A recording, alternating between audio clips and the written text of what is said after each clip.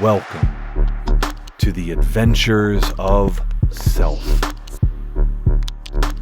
Conversations with ordinary and extraordinary people as they explore what it means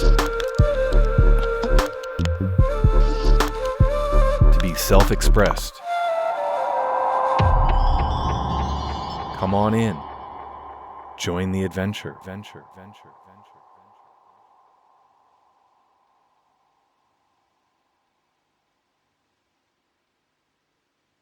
So, welcome to the Adventures of Self, Phil Pelucha. Thank you for having me. It's awesome to be here. Yeah, cool. I love your the image in a way of your company name, Billionaires in Boxers, is it's got quite a punch to it, right? I mean, obviously, it's got a little alliteration to it, which I always appreciate as an old English major. But you know, it's quite evocative as well, right? Because it sort of it kind of puts things upside down, right? We have this kind of, idea, image of what a billionaire is, but to be doing that, I don't know, maybe it's, I'll hear from you, but what I get is sort of like doing it on your own terms, right? Not that you maybe always wear boxers. I don't know, maybe you're wearing only boxers now. I don't care. But it's this sense of, like not the same grind, right? There is still hustle and focus, but it's on your terms. Definitely. I think that's a great way of looking at it. And I think I've never had a brand like this before that's resonated so much with people. I mean, it's funny. You've just done what a lot of people do, which is tell me what they feel my brand means to them. And I've never had that before. I've never had a brand where people have almost felt like they resonate with it on so many different levels. And I hear so many different things. I hear, I thought it was like boxers in like the sport boxing. So I thought it was about the hustle and grind like aspect of a billionaire's life. Other people, it's like, I thought it meant kind of more, when you're chilling around in your lounge in your boxers and you have those deep philosophical conversations that roll long into the early hours. And it's like, yeah. And it's like, well, I thought that's what it meant. The only one I ever thought was quite funny was somebody who'd misread the title and was like, so are you talking about like billionaires that have died? And I was like, no, why? He's like, well, what's the boxes bit? And I was like, not boxes, boxers. Like, I'm not some sort of weird undertaker. But so for me, it originally started as a joke, which might sound a bit odd, but when we got picked up for our television series, they needed a name for the show because they didn't like the name of the existing business at the time. So the name of the existing business was Big Boom. And it was a play on words. It was the microphone boom, but it was the boom that you get within your business. So we were playing with that, but they hated it. They were like, we don't like that. Makes it sound like we're going to be blowing stuff up. We don't want to do that. So can you come up with some other suggestions? So I did, and everything I suggested, they absolutely hated. And I don't mean like they disliked it and were like, we could work with that. I mean, I was almost banned from making any more suggestions. So I just started joking around with it. And I was like, well, how about billionaires in boxers? Because I grow global empires from home and I rarely put on pants. And they were like, we actually really like that. And I was like, I was joking, guys, for goodness sake. And then we ran season 1 with it, and it was so successful that actually people started to know me as the Billionaires in Boxers guy before they even knew my name. So before season 2 happened, we did a complete rebrand of the whole business, every aspect of the business under Billionaires in Boxers. And it's been, absolutely flourishing ever since. And as I just said, you just did what I love when people do. They come to me and say, here's what your brand means to me. Yeah. And I love that. I love it. Yeah. It's a great, to have, it's always great to hear stories about how something comes to be, because I think often as a, even, we come to things as a passive consumer in a way, right? You see the name of a podcast show, or it's a pair of shoes that you want, or a pair of boxers, right? And then we all, we try to create story around them, because then we start to have a sense of how is this going to be relatable to me? And sometimes we see things and we say, well, even if I know the story or not, I relate to it or I don't because of that. I think, certainly some of the things we look at here on the show is how how you create your own story, right? And I think you're very intimately involved in creating stories for an individual, for entrepreneurs, for businesses, because it's in that story that we start to relate as human beings. Well, what is it about this brand or this person or this service that I connect with on a heartfelt level? That we were talking before we got started, this idea. I think we both come from some corporate background and said, okay, well, that's interesting, but I can't give the rest of my life all my energy into something that doesn't have a heart to it. So I'm going to take my experience, which is great and useful, and then create something that is about me. And the people that are attracted to it will come to it, and the people that aren't, well, they'll find hopefully something else that will attract them. Yeah, and you've just touched on some really important points there. So I have a saying, which is your vibe attracts your tribe, and I use it all the time. And actually, if you want to go to the other side, if that's a bit woo-woo for some people, we've all worked with people that we really wish we hadn't bothered. We've tried to force paths to coexist and align together that really shouldn't have been together. And that's what happens when you make logical decisions over heartfelt decisions, because you can say, well, I get a funny feeling about this guy, or we just don't click, or I just don't really resonate with them that much. But it's a deal worth X, and I could do with the cash right now. So do you know what? I'll just do it. And it's always those clients that you go above and beyond for, or you change what you're doing to try and adapt it for them, that end up being the biggest pain in the backside. Yep. And one of the most important lessons I ever learned in business was to be really, really strong and solid with, this is what I do. This is how I do it. This is how much it costs. If you want to do it and we resonate together, fantastic. If you don't do it. And if you want to, and I don't resonate with you, I'm going to say, thanks, but no thanks. Let me introduce you to somebody else. Yeah. Because I trust my intuition enough now to make that call and say, I only want to work with those people that I truly resonate with. It's really interesting. I was actually just talking to somebody. I work in the coaching business, and we were talking about how sometimes people come to you and they want something, and I'm in a service industry, and so you think, oh, I really want to help this person, and you can end up sort of chasing your tail or chasing some phantom of something, hoping to help somebody, and of course, then there's also like, well, I've got to pay my electricity bill. So yes, and okay, fine. There are times when you have to make choices around things, but I think the more you get to know yourself and what it is you want to offer, the more you're going to attract those people. And when you stand in that and say, I can provide 1, 2, 3, 7, 9, 12. But if you want 4, 5, 6, those other things, like I'm not your person. I'm not your man. I'm not your company, and whatever it is. And it's a really hard thing, having gone out and be my own entrepreneur and run my own business. It's really difficult and challenging to get to that. But I think you're right, because when you kind of stumble and you put all that extra work into somebody that's actually not particularly good fit for you, and you make the money, but it's not really good money, or it just doesn't feel right, and you just kind of compliment yourself in all these ways. It actually starts to feel really, really good to say, well, this is what I'm good at. And this is why people come to see me. And this is, if you want to do this, I can help you do this. If you don't, I was talking to somebody recently, and they said, well, I'm looking for a coach. And I said, well, this is how I work.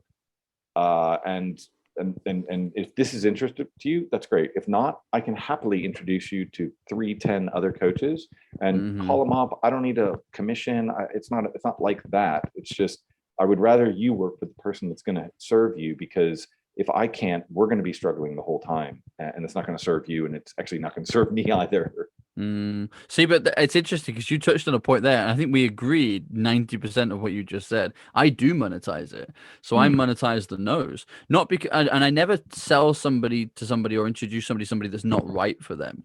But at the same time, because I know, using that analogy that you said about the kind of 1 to 10, I know which numbers I cover, so I know the numbers around me that I need to partner with. So I will go to those people, and quite often they will come to me and say, okay, well, I've got this person and they really need this, and that's not my bit, but my bit's this. So if we introduce people to each other, just give each other 10% of the fee for the referral thing over, because we've already done the lead gen, right? We're going to spend that money on lead generation and marketing anyway. So And I don't, from my perspective, I'm always very honest with clients about that. I say, look, I have a few people that I am have strategic alliances with. They refer clients to me. I refer clients to them. Monetize that relationship, but I will only introduce you to somebody if it feels right.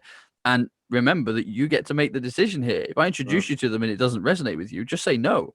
But I'm pretty good at this because one of the things I'm known best at is being a connector and helping people to kind of connect. So that whole strategic alliance team environment thing for me is massive. I mean, one of the easiest ways to have that strength and conviction to be able to say, I only do these parts instead of trying to cater for everybody is by being able to monetize your no's. By still knowing that I can say no to you and still get 10% of your fee for somebody else helping you. Then it gives you the power and conviction to say this. And the other part of that is that you then are cautious not to damage a relationship with the strategic alliance that you've created by saying, well, I told you that if somebody came across my desk that looked like this, then I'd send them to you. But now here I am trying to cater for them myself and trying to change what I do. And you're referring clients to me, and I'm basically taking clients that I should be referring to you. And yeah, it allows you to stay strong and true to your conviction and say, no, this is my bit. This is your bit. Let's help each other. Yeah, I mean, I suppose, in a way, I mean, you've been in this longer than I have, and also have more of a business empire, solopreneur, and that idea of strategic alliances, because you are covering, like that 1 to 10 analogy. Maybe you cover 5 of them, and somebody else there's somebody else who covers 3, and maybe there's an overlap with somebody else, and then, but you're choosing, right? Because then you're coming into a relationship with somebody, and hopefully learning from them, but seeing, well, there is a win-win opportunity for both parties. Massively so. Yeah. Absolutely. I mean, I have clients that come to me all the time that are kind of doing the whole, especially in the coaches, speaking, and consulting arena, right? Because we work with a lot of people. But if you just take that space for a moment, a lot of people are trading their time for money. So they come to me and they say things like, well, now I'm getting more leads and sales, and I have these strategic alliances set up that are referring business to me, so I don't have to stress about business development anymore. I'm going to reach capacity for one-on-one stuff pretty quickly. So how do I start creating group training programs? How do I start creating online courses? And for a while, I used to try and struggle through and help people. And I would basically say, here's what I did. Let's see if we can do it for you. But I knew that wasn't my bag. So what I did was I went out and found a couple of strategic alliances who are very good at that part, helping people to create those courses, helping people to craft. They specifically work with coaches and consultants on helping them go from that one-to-one to one-to-many model. And I went to them and said, well, look, I've got these clients and they keep asking me this. Could you take care of them? And they said, yeah, absolutely, we could. We'd be happy to pay you 20, 25%. And I was like, no, that's too much. Just pay me 10% referral fee. It's fine. Just an introduction fee. And then one of them came back to me about a week or so later and was like, I've been thinking as well. I wonder if we can help each other. And I said, sure, talk to me. And he says, I've got this group training program where he said, it's a group teaching people how to create group programs. It's quite fun. It's a group about a group.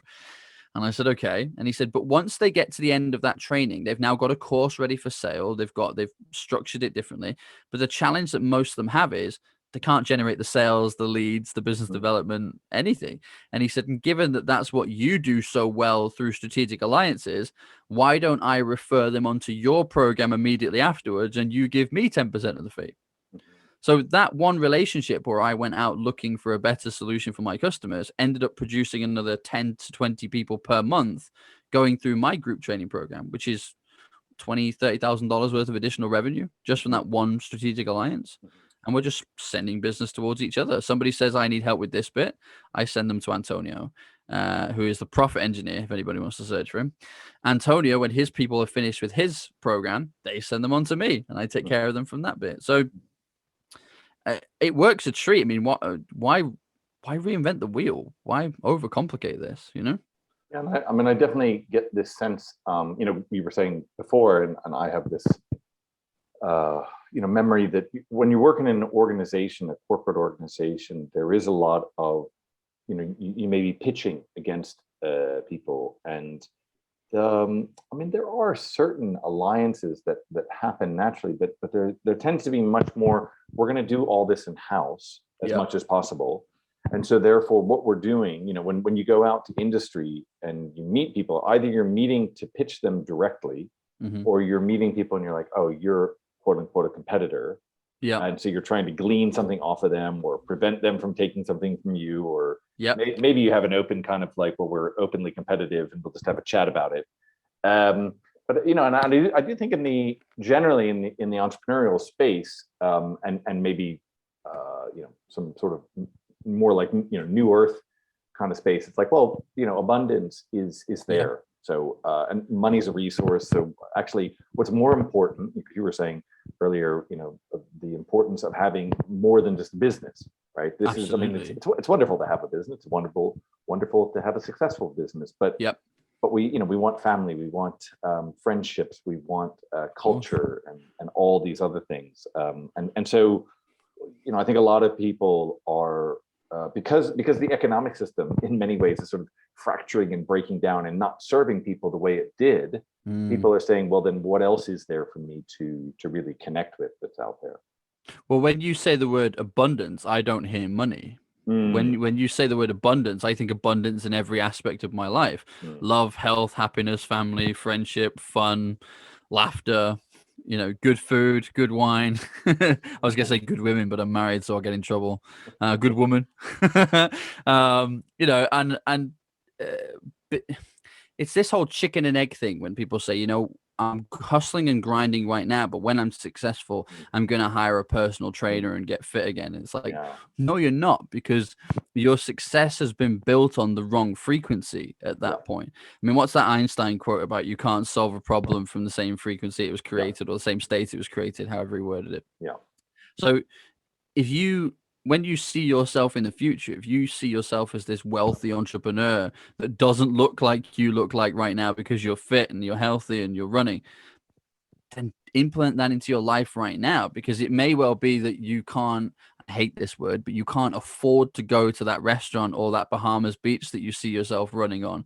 But there's no barrier to entry to stop you going for a jog. There's no barrier to entry to stop you running. If you see success as you get to spend more time with your friends and have fun, then schedule a day once a week, once a fortnight, where you and your friends just have fun. You hang out in your back garden, you go to the pub, you go play a football game together, whatever it's going to be. Just don't wait for success before you start to implement these other things in your life. Because actually what I've found is, for many people, not having those things in their life is their blocker to success. Yeah, because it has that, as you say, chicken and egg, but it's kind of like the carrot dangling, before the donkey, right? It's like, well, this is what I have to do. My vision, my idea, my hope, sort of some false mirage of a hope that's somewhere out on the horizon. When I have, 10,000 in sales, when I have 1 million in sales, when I have the my own apartment, when I have a flower pot, when I have a 7-car garage, whatever it is, and it's not that it's all material, right? Because you just be like you say, like running on the beach. Yeah. But when it's that thing that's, once I do this, once I finish this, once I accomplish this, then I can have that. It teaches, that you ingrain that structure into your consciousness as, I'm only allowed to do what I want when I've, it kind of goes back to, educational and systems where it's like, well, you get the gold star, then you can have the dessert, then you can have the apple, then you can have the reward, right? And yes, it's nice, there is something about, I suppose, acknowledging what you've been able to accomplish. Yes. Right. And celebrating that. Definitely. But that's different or not separate from choosing what it is that's important now, that is important tomorrow, that's important the next day after that. I just think it's a dangerous thing to program into our mind that I'll be happy in the future. Because if you program that in, then tomorrow's not guaranteed. So why not be happy today? I mean, look, I have goals, of course I do. I call them more dreams than I do goals. And the reason I don't call them goals is I don't particularly like goals. I find goals distracting because Mm, some of the biggest and best things that have ever happened in my life, I would have missed if I'd been blinkered and focused on a goal. mm, So I don't see my role in this business or even in my life as I have to get from here to there, right? I see it as I think I'm going somewhere over there. um, I'm really enjoying where I am right now, and my job, if you want to call it that, is more like the Hansel and Gretel approach. It's follow the breadcrumbs. right, Each day, I'm following the breadcrumbs, right? And I don't know where it's going to take me, but one of the things I do know, and I have full trust in again, might sound a bit woo woo, but have full trust in the universe, God, universe, life, whatever you want to call it, is the greater plan of the universe is far better than anything that my human brain can come up with. So I'm not going to try and plan what the next 30, 40 years looks like. I'm just going to mm, go on the journey because it's not let me down so far. I'm having a mm, lot of fun along the way. Um, and because I take this approach of, look, this is where I'm trying to get to. I have no idea how it is I get there, but let's figure it out together. mm, I think you said it before, you attract people who resonate with that. You mm, attract people who say, well, I can help you with this bit and this bit. Like, I don't really know anything about that next bit, but from here to here, that's what I do best. So I'll come on this journey with you, Phil, because I'm heading that direction too. And then suddenly now there's two or three of you doing it. And then somebody else, and this is where you have to be okay with this part too. Somebody else at some point will say, okay, well, this is my stop. This is where I get off because I don't know anything about that next bit. So thanks so much for the ride, and off you go. And you wish them well and thank them for everything that they've done. And mm, I'm not saying you cut them off by any stretch of imagination, but from a business perspective, you have to be able to let them go because if they want to go, it's time to go. mm, Um, and the people who remain are the ones who are still supposed to be on that journey with you. And for mm, I've grown and sold two businesses before this one, and I've made pretty much every mistake that you can possibly make in those two businesses. Like I have made and lost a fortune, right? Uh, and you learn more from the quote unquote mistakes than you do from the successes. And this time, almost to a fault, I'm really relaxed about it. mm, I'm like, this is fun. I love this. I'm having a lot of fun with what I do. We have a lot of success.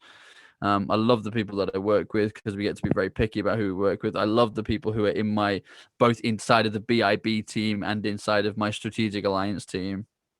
Like this is awesome. Like, and I long may it continue and where it goes. But there's an element of having to just trust the universe, trust the process, just surrender to it and say, I'm going to keep taking the action and keep heading in that direction but I'm not going to be happy in the future. I'm happy today. So I'm mm, happy right now and I'll be happy tomorrow and I'll be happy the day after. And when we get to that big target, that big dream, I'll be really happy. But I'm mm. not going to depend my happiness on some fictitious thing that I've put in the future and said, when I have that house, I'll be happy. Yeah. What if I never have that house? Am I just going to be miserable my whole life? A depressing existence? Exactly. Yeah. I mean, as you're speaking, particularly like the people that come into your life, it's one of the reasons why this show is about adventure, right? The Hmm. adventure of self. But that's a constant unfolding, and it goes to a sense of, well, in a way, kind of like, what's the filter that you Yep. want to see life through? And I was probably, I mean, for certain things, I was more conservative. And I've worked in corporate for quite a long time in different guises, better part of 20 years. Hmm. And only in the last few years have I said, well, I've kind of always wanted to run my own business. I always wanted to do my own thing. I don't know what that is. I don't know if I'm going to be successful. I don't know if I'll be, living out of a gutter. I don't know if I'll, a couple points. I was mentioning this yesterday, a couple points over the last couple of years. My mother, bless her, love her to death, said, oh, well, there's always a room here for you, which is, a lovely, like, I think, such a beautiful, lovely sentiment from a mother. And whether it's as a man or just as an adult, you think, okay, the last thing I want to do Oh yeah. is feel like, oh, I've got to go, live in my mother's basement or attic or something. I hear you. But there's also a sense of, well, I don't know. I mean, if that has to happen, like I feel better being on the adventure and the journey because this is what I choose. And hearing you talk about like the former businesses, because I think people that it's one of the things that we do with the show is try to inspire people to go out on that adventure. Like just choose an adventure. Just be in the adventure, be in the journey, because those people will show up, right? If you when you take the step forward into an unknown place where you could be bankrupt, you could end up back in your mother's basement, you could lose all your clients and whatever. And I don't wish that on anyone. I wish success. I do. I think abundance is out there, and the thing about success. I mean, it's an odd word, but and it gets defined. It's like how do you define it? But like you were talking about the fun and the journey and what you're able to create with it, because I think on some level you start to realize, well, money's a wonderful thing, a nice thing to have, but it's just a resource, and it kind of comes and goes. Like you said, you've made $1 million, you've lost $1 million, or maybe more, and it's just kind of like, last year we had a really good harvest of apples, and boy, this year there's a drought and we don't really have very many, and it's like, okay, it's just a thing that comes and goes through your life, right? The farmer who says, well, I'm only successful if we have 1,000 bushels of apples every year, and otherwise if that doesn't happen this year, well, then we're just going to throw it all in. And I think the corporate world and school systems actually kind of ruin this for us a little bit, because what happens is when you achieve a new height, that becomes the new benchmark. Right? So you can have, like in business, for example, you would have like a really great year. Well, if you didn't surpass that the following year, or at least achieve the same, senior management are going, guys, what happened last year? We did this. They've forgotten that was an anomaly, and that was our biggest and best ever year. And it was like, that was amazing. We should celebrate that and not use that as the stick to beat people with. Because then what ends up happening is, every time, like it's same with money, isn't it? And we all do it. We've all been in that space in our life, especially. I'm going to talk salaries now for a minute rather than entrepreneurship. But when you say, if I just made an extra 20,000 a year, we'd be great, because then we could do this for savings and blah blah blah blah. But what happens? You get the pay rise, you get the extra 20,000 a year, and your living expenses just goes up. So now you can't earn anything less than that plus the 20,000. Now you got to do it again, and it keeps happening and it keeps happening. So that vision that you had, that place that at one point you said, if we were here, we'd be great, is now the place that you're stressed out for and aiming from the next one. And there's never an appreciation for where you are right now. So one of the things that I think people find quite strange about me is that it doesn't matter how well we do as a business, my living expenses, I mean, I'm talking house, bills, food, the usual kind of stuff, is less than 3,000 quid, 3,000 pounds. So like $4,000. And I'll never raise it. And people are like, you could live in like a $20, $25, $30,000 like apartment. I was like, why would I spend 30 grand on rent? Like, that makes no sense to me. Like, I'd rather save the money and buy another property. Like, it doesn't make any sense for me to do that. So it's how you look at things, I think, is the important part here. And it's also, you've got to stop judging yourself by other people's standards. I think is a really important one, because it's always this keeping up with the Joneses thing, and social media has made this so much worse with like the Instagram filtered lifestyle. And I'm gonna tell you something actually that I found out quite recently. And when I found out, I deliberately went on a hunt to go and find out who'd done it. And let's just say that I was shocked by some of the big names. There's a company in the US that also owns a hangar in the UK. And they specialize in renting out the space for the day with a professional photographer to take pictures of people in a private jet, in a Bentley, in the all this, in the back of a Rolls Royce, all this kind of stuff, in the Bugatti, in the slow motion shots of them coming out, and it looks like they're in the street, but they're on a green screen, so they just put it on. I couldn't believe that people were doing that. I was like, how sad is it that they felt it necessary to do that? But when I went and sort of started researching who'd done it, some of the biggest names in the industry from a coaching perspective have these fake shots all over their Instagram. And I'm thinking, they're just the modern day snake oil salesman. But there are people looking at those people and those images going, wow, he's so successful. Wow, she's so successful. I'll only be happy when I get to that stage. But that stage is a mirage. It's not real. It doesn't exist. Yeah. So are you stating that you're never going to be happy? I mean, that's sad. I mean, you should embrace where you are. And you're so right. The journey is really important. And I want to make this point, if I may, as well, is that you mentioned about, you might go bankrupt, you might lose money, you might end up sleeping on a sofa. Uh, I truly believe that not everybody, because some people have struck it lucky, but for the people who worked for their success, if you want to say it that way, it was built on solid foundations. Mm. And the harder a time you have, or the more struggles that you have, the more solid your foundation is, and therefore the bigger you can grow. Yeah. It's the reason that some people who came from a very sheltered lifestyle, they go bankrupt and they'll never make anything themselves ever again. They're propping up a bar 30 years later going, I used to be somebody. Yeah.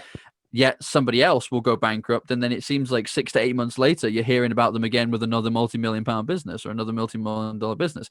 And it's because they fell. I mean, having done this, I can tell you what happens. Day one, after it happens, you are, why have you forsaken me, Lord, kind of mood. Like you're in a like shake your fist at the sky kind of mood. Day two, you go, well, that sucks. What's next? And you know what step 1 to 17 looks like, because you know that you ballsed up on step 18. So let's just get back to 1 to step 17 as quickly as possible, because I know that roadmap. And then let's make a different decision when we get to step 18, because that one caught me out last time. And actually, you know what? Step 4, we got through it, but actually there's a better way of doing that. We can do it this way. So actually, the next time I come back, my business is stronger, better than ever. So if you're going to fail, which you probably will, embrace it, learn lessons from it, and fail early, because you'd rather lose 1 million than lose 10 million. Trust me. Yeah. And I do think because a lot of people talk about sort of entrepreneur, and then everybody kind of goes off and does it, and it's not necessarily for everyone, right? I mean, I do think there are people Not at all. who I was just speaking to somebody last night, because I used to work in law and big corporate law around the world, New York, Tokyo, London, and it was one of those jobs like you were talking about, where you get the 20 grand or 200 grand, probably not 200 grand, it wasn't banking, but you get a decent raise every year. Yep. Right? And it locks you into that, because you decide or your partner decides, or you keeping up with the Joneses, see, well, let's move to the 3-bedroom apartment on this street because it's nicer, and you're kind of chasing after that. And it was really interesting, because one of the reasons I left law after 5 years, I remember I was in the canteen in the London office, and all the associates would kind of, some of us had work, but we would kind of have the lunch hour, right? Maybe 50% or 60% of people could meet at a particular time and sit down and have lunch. And what I noticed was that the vast majority of our conversation was complaining about what we were doing. We were complaining about our jobs, our life, our existence. Now, there's some humor in that. There's some misery loves company. We had some funny tales about, well, this partner did this, or this customer client said this, and this is awful. And there's some kind of enjoyment, I suppose, in that kind of misery loves company kind of way. But I remember thinking, and I was doing it too. I'm not immune. I was complaining just as much as anybody else, and thinking, yeah, but this is not a way to live. And what I actually remember more than anything was the few, and I mean the very, very few people that I worked with who legitimately loved what they did and were good at it.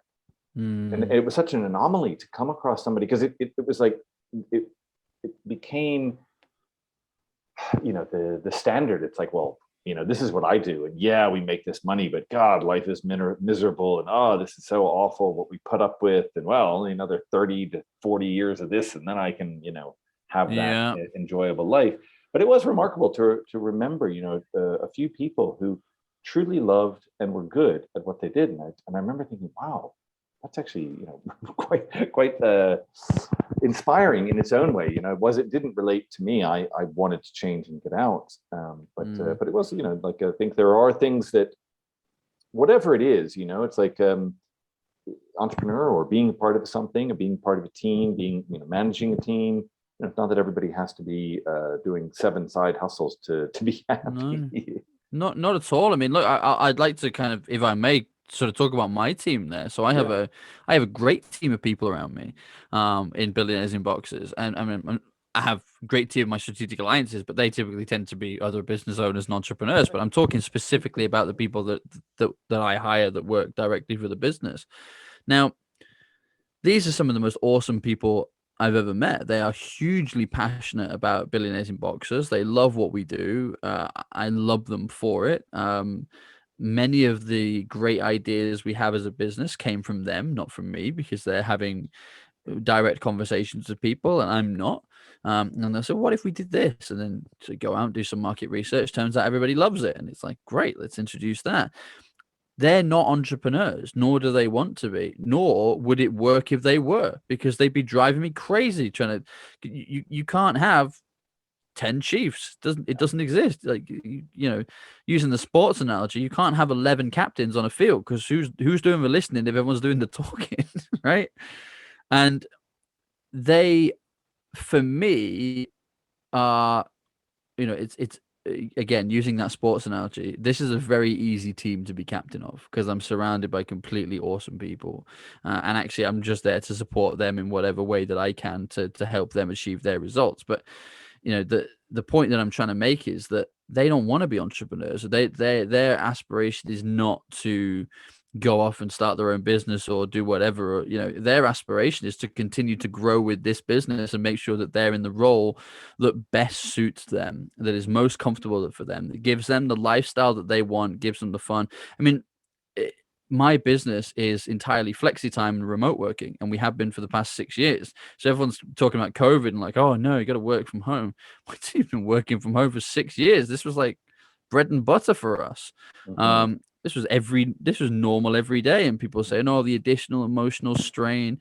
And my team are messaging me going, "I just go and play FIFA in the middle of the day when I get stressed out." And it's like, dude, I know, like, I don't know what everyone's talking about. It's like, just relax, like, go to the park with your kids. Like, sure, Mm. how are you finding being at home more stressful than being in an office full of miserable people? Like, I don't understand. But this is where I'm coming from. Like, it may well be that your dream position is to be in that large corporate and to be mid-management in that large corporate and never go any higher. But if that's your dream, embrace it. Don't do keeping up with the Joneses. Don't do, I've been in this role for 5 years now, so I should probably be stepping up. Well, if you don't want to step up, don't step up. Just stay where you are. Mm. You just be happy for, like, that's, if people take nothing else away from this conversation, it's just do what makes you happy. And if you're not happy with what you're doing, why are you doing it? I think that's the thing that comes through most clearly, because people say, oh, do what makes you happy. Yeah. And a lot of people really struggle with that, because, it goes back to our education system, the corporate system. Mm-hmm. Not to point any fingers, but we have a lot of things that are put onto us, right? And Yep. so we assume that this is happy, or that's going to make us happy. And often when we start to, when a lot of personal development or entrepreneurialism, Yep. or whatever it is, to kind of open up to possibility, people say, well, I don't know what makes me happy. And that's cool. That's a totally, for me, that's a totally cool place to start, because Yep. it's like, okay, well then you can try, what would you like to try today? I don't know. I think, it's like, maybe I'll take one step in this direction. Cool. Yep. How did that feel? Is that something you'd like to continue? No, actually, it really bored me. I don't like that at all. Great. Now you've decided that whatever that small little direction, or you spent 10 years doing it, great. Now you've eliminated that, and now you can go, look at something else. This sense of, again, it's adventure, right? Exploration. And not having to have it all worked out. Definitely not. There's something in the, because I think, we can take adventure to anything. People take adventure to their relationships, to their family, to doing something, whether they say, like, I'm going to learn salsa, or how to paint, or whatever it is, right? Meditate, or learn windsurfing. And so, yeah, that sense of, like, being happy, it's like, you actually get to choose Mhm. what life you would like to live for yourself. Now, there may be things you have to that are going to come up against you, that are going to challenge you, but saying, well, I want a life in the arts, or I want a life in, I don't Mhm. know, FX trading, or I want a life as a chef in the food industry, right? Then that's a choice that I believe each human should have, each person should have to make. I had a coach once who said something really thought provoking. He said, "Who's the best golfer in the world?" And I said, "Tiger Woods." He said, "Okay. Who's the best soccer player in the world?" It's like, I don't know. It's Steven Gerrard or Lionel Messi. This was at the time. And I'm a Liverpool fan, so of course I wanted to put Stevie in there. I was like, wow, Uh, that's putting Gerard into quite the high and I was like, company. That's sorry. oh, well, he definitely was, especially at his prime. And I was like, so definitely up there. And then we kind of went through this and we were kind of talking about it. I was like, why are you asking me this? And he said, how do you not know? How do you not know that you aren't the best in the world at something you've never tried? Said, how do you not know? How do you know that you're not the best actor in the world? How do you know that you're not the best golf player in the world? How do you know that you're not the best rugby player in the world? Ping pong, tennis, artist, musician, because you don't know because you haven't done it. So these people were fortunate that they found their thing early on, but you have no idea. You could be the best with a bit of training. You could be the best tennis player in the world. You got no idea because you never played it.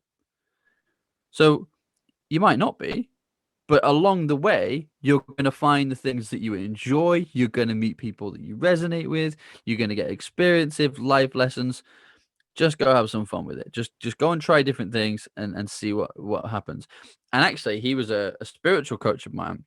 And the reason that this conversation came on was because I have this practice that we developed together, which is through meditation. We have this thing called trying on feelings. And trying on feelings is essentially I will meditate, and whilst I'm in that place of meditation, whatever you want to call that place, I don't know, the kind of other realm, I don't know what you'd call it. Once you kind of settle into the meditation, I will almost dress rehearse different scenarios to a decision that I have to make, Mm. and I'll see how I feel about it. And I go with the one that feels best. So I try on feelings and I go, oh no, that didn't feel right. Oh, that one's all right. I could live with that. But oh, that one feels good. I like that one. Right, guys, this is what we're doing. It's like, whoa, wait, what? Why? Why are we doing that one? It's like, because it feels right. I'm going with it. Okay. But try on experiences, try on feelings and try on experiences. Like using that piece of advice that I'll borrow from him. How do you know that you're not the best in the world at something that you've never tried? Go find out.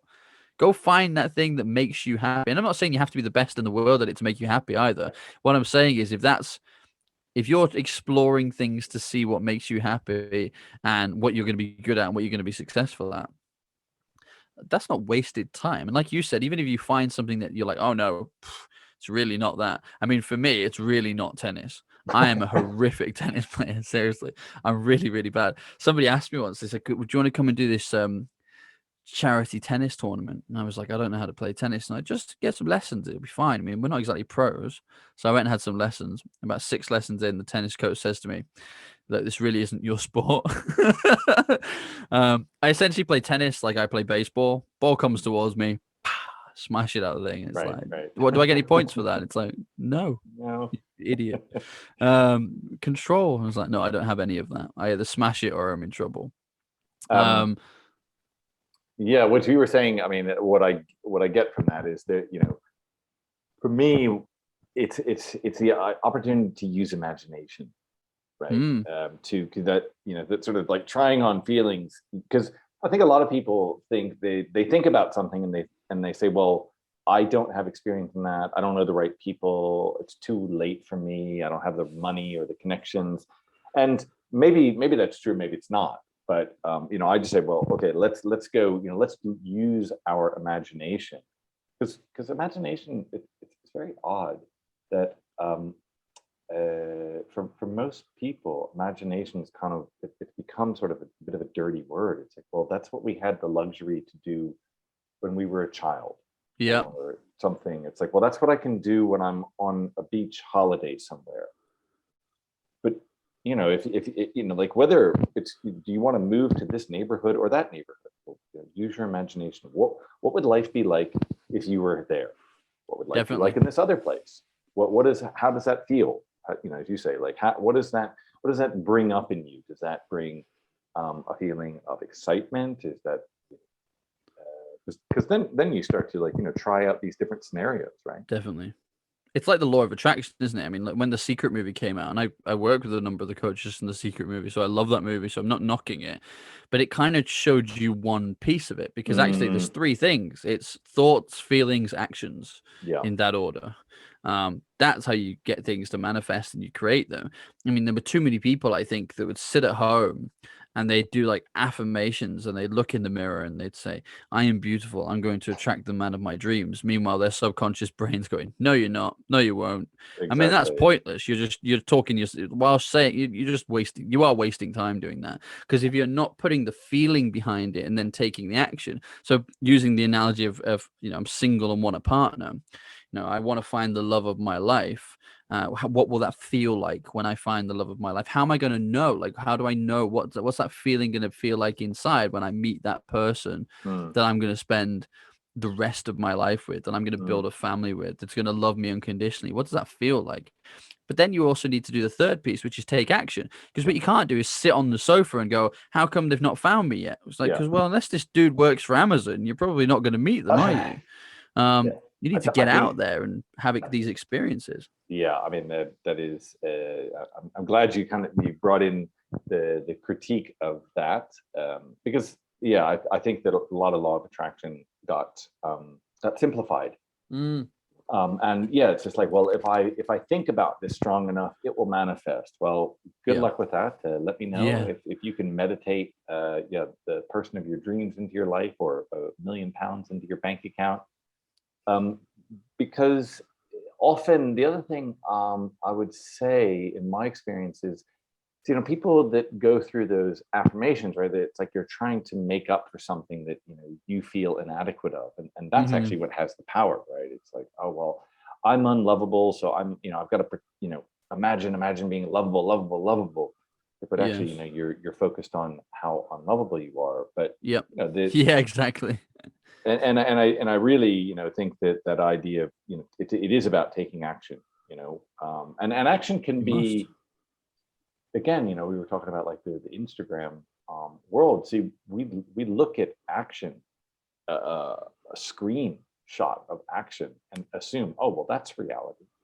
We don't know what's going on behind that, and that the adventure, right? The mistakes, the learnings that actually make it enjoyable, that make it fun, that make it alive.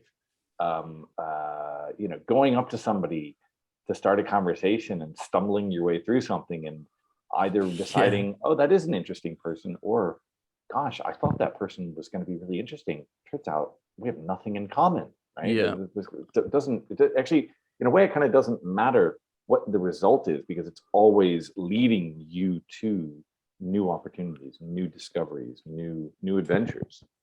I mean, the fear that most of us have in our mind is usually wrong, in my opinion. There's the worst case scenario only ever happens in your head when we're doing that scenario of, I can't talk to this person because what if?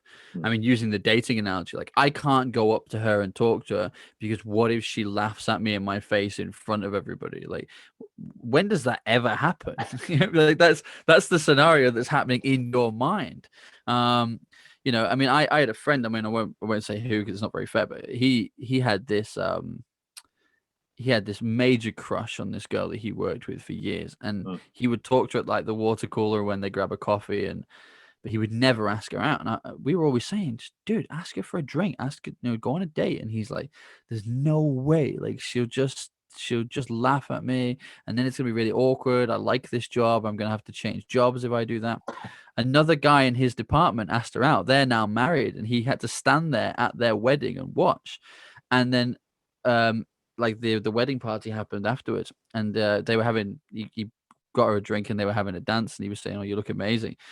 And she was like, it's funny actually, because when I first moved to the office, I had a massive crush on you for about 2 years. And he's just like, like wanted to pull his hair out. And I was like, Mm, see, this is what happens. Like this scenario that you built up in your head, mm, put this barrier in place. Like this could have been your wedding day, dude. mm. Like I don't want to rub this in, but like you missed the boat, Yeah, and you missed the, what's that saying? You miss 100% of the shots you don't take. yeah, I mean, imagine that in a sports analogy. Imagine the ball's coming into the box. It's coming over your head. It's about to land on your foot, and you go, "Yeah, I'm not going to try this volley because if I miss, I'm going to look like such a muppet." So you yeah, just let the ball go past. I yeah. mean, how long before the manager rips you off the pitch and is like, "Right, substituted. Like, we're going to give you balls and you're going to do nothing with them. Like, get off the Mm, pitch. You're mm, missing your chance. Just take the shot because, yeah, okay, you know what? 9 times out of 10, that ball might end up in row Z. yeah. But the one time it flies into the back of the net, it ends up on a show reel for the next 20 years, and everyone's going to still be talking about it and telling their kids and their grandkids. Mm, So mm. just go for it. Take the shot. Yeah, I mean, I think it goes to this sense of like what it means to be alive, right? I mean, we build up so much about what something could be. I mean, I definitely lived a life of regret. Anything I did, I would play back. Oh, if I'd said that, then this could have happened. I could have. Mm, She would have gone out with me, or I could have had this job, or whatever. And like I realized, you were talking about because we were talking about like the carrot dangling of everything I'm going to have in the future. mm-hmm. The other tyranny is just living in the past. Oh, I could have done that. I could have done that. I Yeah, could have done that. And that I lived a significant portion of my life I've done trying to that. replay the past Hmm. to change it. And it's one thing to learn from a mistake and say, Yeah, okay, yeah. like you said, like, oh, actually, last time on step 4, this didn't work, and I think if we Hmm. try this instead, so cool, we have that experience. Let's change that. Rather than saying, because you could have said, what it was like step 18, where everything went wrong. You could have said, well, Yeah, every time we get to step 18, it just goes south. So, well, we yeah, might as well not even bother. yeah, exactly. Wow, Yeah, I so only hey, start and on you know what? step. I want to stress this point though for the listeners in the audience is that I wasn't born with that. Like that's a Mhm. that's a skill set and a perspective that I've developed and nurtured over the years. Very similar to you. I was somebody that lived in the past a lot. In fact, the one place I never used to live was now. Yeah. I used to live in the past and live in the future. I never lived in the now. I was the guy that used to beat myself up over the decisions I'd made previously and then know that I'd be happy in the future when I got here. So I was constantly a mixture of anxious and depressed, right? And and what I kind of came to the conclusion was that, you know, I mean, especially I think it happened a lot when I had kids, right? Because as soon as you have kids, it changes everything, and if it doesn't, it really should. Because I in their life, especially at the age that they are now, because they're both still under 10, a month is a really long period of time. As an adult, you blink and a month's gone Mm. past. Is it, where did June go? Is it July already? Like, how did that happen? Like, it was May last week. I swear Mm. it was. Like, Mm. someone's winding me up. And you do. And it gets faster and faster. In fact, I don't know if you know the Scottish comedian Billy Connolly. Yeah. He says it gets faster and faster as you go through life. And he said, "Here's a year in my life. Should old acquaintance, happy birthday to you. Oh, jingle bells." He's like, "That's my year." He said, he says, like the whole year's just gone. Um, and when I realized about my kids is that for a month, that's a really long period of time for them. So Mm. it really helped me to start slowing down and appreciating the now because this whole, well, I can get there in 2 years. Well, 2 years is a lifetime for my children. Mm. So I'm not going to be around for 2 years of their life because I'm just going to hustle and grind to get to that point. No, I mean, so a couple of things to tell people about me is that work fits around my family. It Mm. doesn't matter how successful we are, work fits around my family. And, the first things in my calendar are meals with my family, meditation time, exercise time. Mm. Every single soccer game that I want to watch is put in my calendar so that people can't go over it. I work Monday, Tuesdays, Thursday, Fridays. I refuse to work Wednesdays and I take every weekend off. Um, because I will give my all Mondays and Tuesdays and Wednesdays and Thursdays and Fridays, but Wednesdays are my children and meditation, and Thursdays are relaxing with my family. That is the way that it is. Yeah. Um, but that doesn't just happen. No one's going to come to you and do that for you. You have to set those boundaries for yourself and say, this is my boundary. This is how I'm going to achieve success. And let me tell you something. Since I started doing that, rather than the working 6 days a week, 15 hours a day, I am exponentially more successful now than I was then, because I truly believe, although I couldn't see it, that I'd reached the point of diminished returns. I was working so hard that actually my results stank. So I was having to do more work to try and fix the fact that I'd messed up with the hours I really shouldn't have been working. Whereas, what is it they say about in every hour you can only truly pay attention for 20 minutes, something like that. So treat your life like that. Don't work 10 hours at 60%. Work 4 hours at 100%.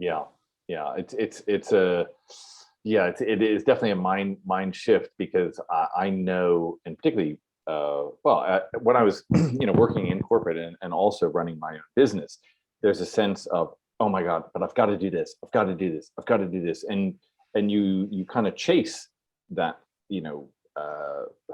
that need, because you think, well, if I just get these things done and just get all this done, then, it's the same thing as like in 2 years, I'll be able to run on the beach or be happy. Yeah. Right. And, because you were saying like, it's everybody has to determine what works for him or her, certainly. With your business, with your family, with your whatever it is. But I think there is this opportunity, what you're stressing, I would definitely agree with, is you have to determine what kind of life it is you want to live, right? Absolutely. So, like you say, family is your priority. Meditation is a priority. Football is clearly a priority. Definitely. Right? And that's cool, right? Like you're just like, yep, this is what I choose to be about.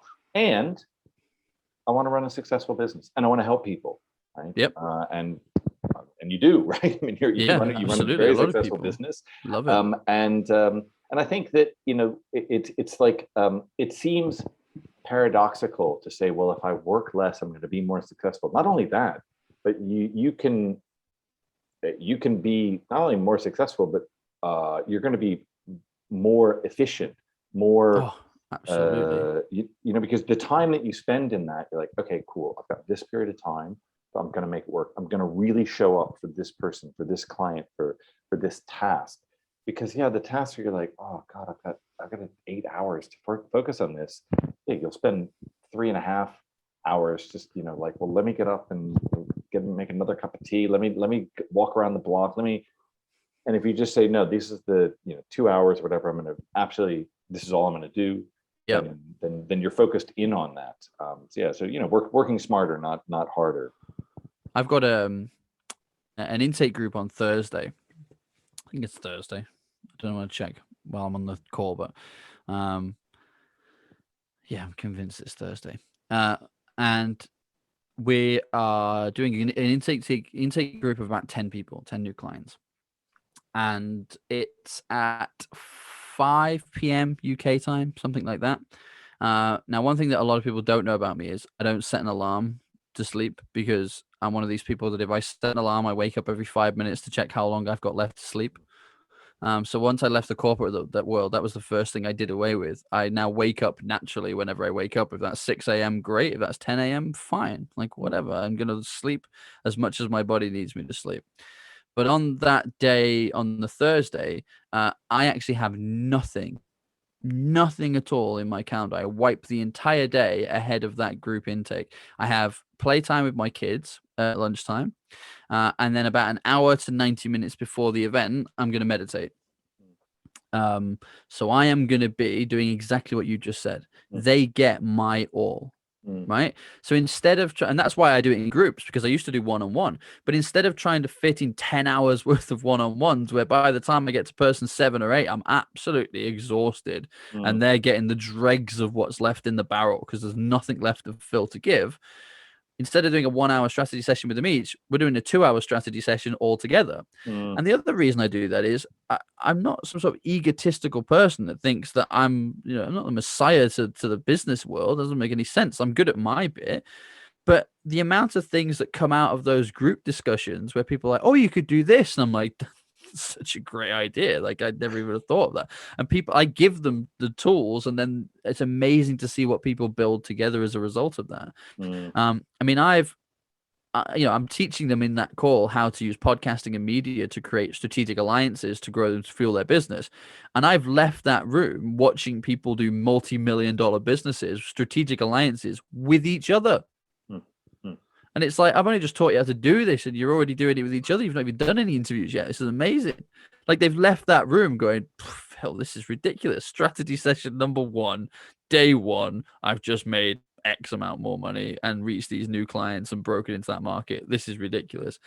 So by being more efficient, which is the reason I did it, it's actually added more value to my customers, not less.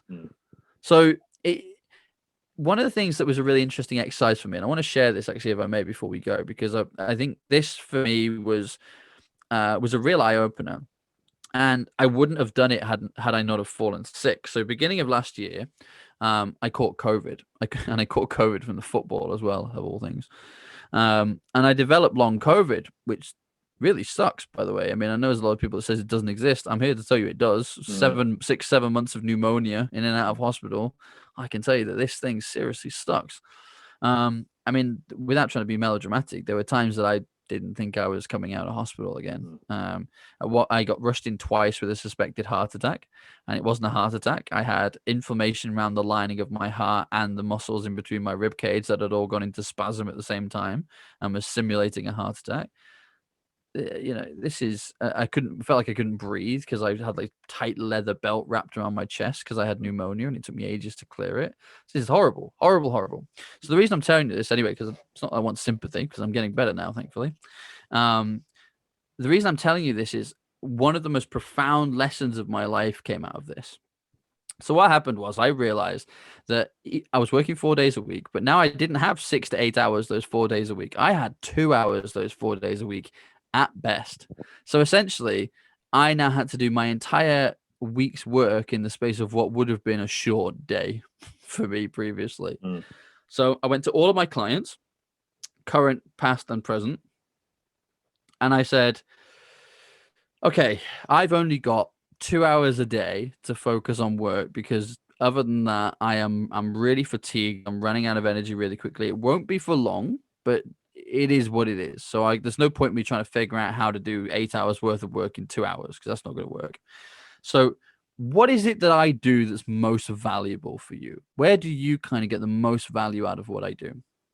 And the answers were incredibly profound. Now, in my business, it's the strategy sessions. It's like I come to you with an idea, you take that idea, and by the time I'm off that call, I now know what step 1 to 10 looks like. The idea is more formulated, and I've got some introductions to people that can help me make that a possibility. That's what people loved about me. And when I started looking through my calendar and looking through my workflow, that was less than 20% of the time I was spending in my business.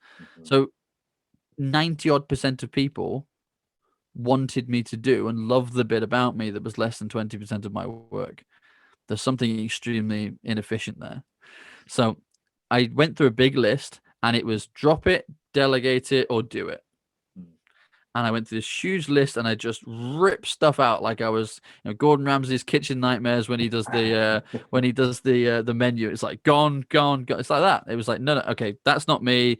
That's someone else. That I'm gonna get a partner for. I don't want to do that. That, okay, I think we can just drop altogether. Nobody likes that. That we can do that. And I did it, and I got it right down to a space where I could just spend those 2 hours a day doing the bit that people found the most valuable. And let me tell you something. My business grew during that period. How ridiculous is that? I could work far, far less, and my business grew as a result, because people were getting better results from me. So then they were telling even more people about what we did. And then we ended up having 2 out of our 3 services fully oversubscribed. I had a 6-month waiting list at one point for one of my services. I was like, this is ridiculous. We're going to have to just keep becoming more and more and more efficient, doing bigger and bigger groups. So the reason I'm saying this is I want people that are listening to this, and don't just think of this from a work perspective. Think of this from your family's perspective. Think of this from your friend's perspective.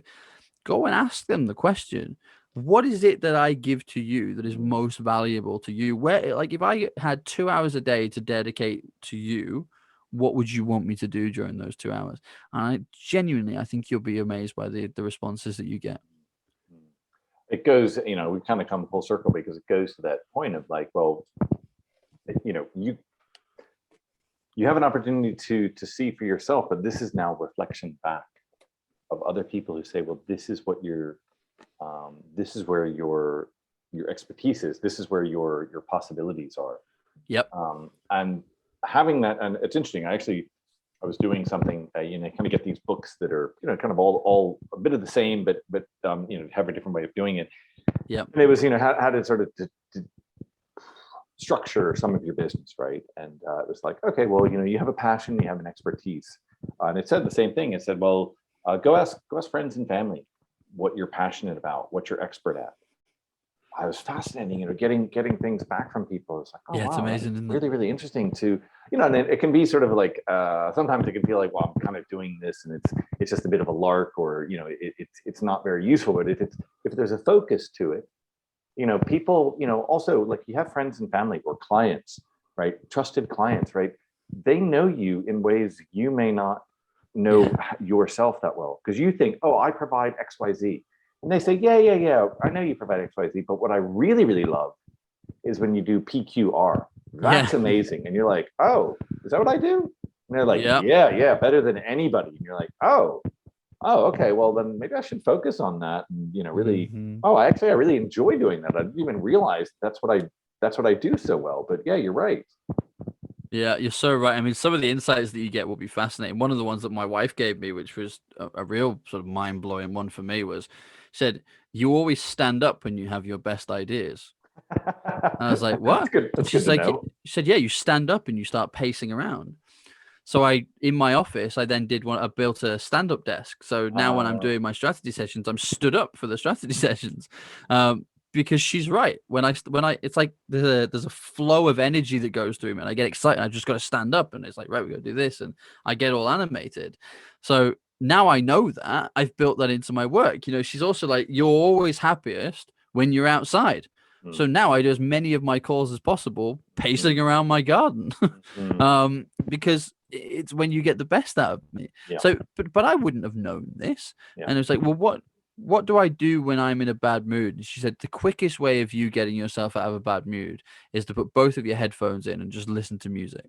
And I was like, she's right. I do that, but I wouldn't have thought to go and do that. That is something I do, but it's not something I like. If I'm in a bad mood, I wouldn't think, oh, I'm going to go listen to some music. But she's absolutely right. It snaps me out of it within 10, 15 minutes. And now I'm in a great place again. You know, my best friend was talking to me about something, and he was like, you know, he said, you've got a wicked sense of humor. And I was like, right. And he said, I always know when things are going well for you when you're like repeating Bill Burr or Frankie Boyle jokes at me. And he said, because you're in that place. So now what I do is when I'm doing my admin and stuff, I have Bill Burr's podcast on in the background, or I listen to Frankie Boyle's like stand-up shows in the background, because it really tickles me, and it's hard for me to be in any other frame of mind other than having fun whilst listening to something that I find so amusing. So, but you've just got to find what this thing is for you. I mean, there will be these different nuances, these different things for everybody's life. But the important thing is that, you know, it's that saying, isn't it? Sometimes you can't see the wood for the trees. So it's the perspective that you get from other people, especially those close to you and around you. You will find it absolutely fascinating. I certainly did, and it certainly sounds like you did as well. So I think people should go away and put that bit of homework for you, put that into practice, and don't go into it with any judgment. Don't go into it and say, you know, here's a precursor. Do you think I should do this or this? Don't give them an A/B test. Just say, what do you think? Where do you think I'm most passionate? Where am I? Where's my zone of genius for you? Exactly. What is it that you love the most about me? What is it that you get from me? Ask them these questions and listen to what comes back. Yeah, absolutely. Cool, Phil. I think we'd end on it there, because I think, as you say, it's like a little bit of homework for people, but you know, it's an opportunity for learning.